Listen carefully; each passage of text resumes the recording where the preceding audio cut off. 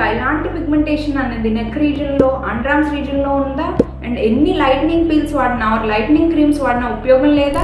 Hi అండి, నేను doctor Soumya Mansa, consultant dermatologist Kakinada నుంచి. ఇది నార్మల్ పిగ్మెంటేషన్ అయితే కాదు, అకాంథోసిస్ నైగ్రికన్స్ అంటాం.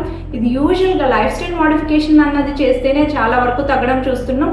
సో ఫస్ట్ పాయింట్ వచ్చేసరికి షుగర్ ఇంటేక్ కంప్లీట్గా మానేసేయండి. సెకండ్, మీరు కనుక ఓవర్ వెయిట్ ఉంటే వెయిట్ రిడక్షన్ కూడా చాలా ఇంపార్టెంట్. థర్డ్, మీకు కనుక పీసీఓఎస్ ఆర్ డయాబెటీస్ ఉంటే స్ట్రిక్ట్గా కంట్రోల్లో పెట్టుకోవాలి, ఏదో through medication or life style modification. Fourth, మీకు కనుక ఫ్యామిలీ హిస్టరీ ఉంటే పెద్దగా చేయగలిగింది ఏముంది. ఫిఫ్త్, కొన్ని medications like oral contraceptive pills తీసుకుంటే కనుక ఈ పిగ్మెంటేషన్ అనేది ఎక్కువ అవుతుంది.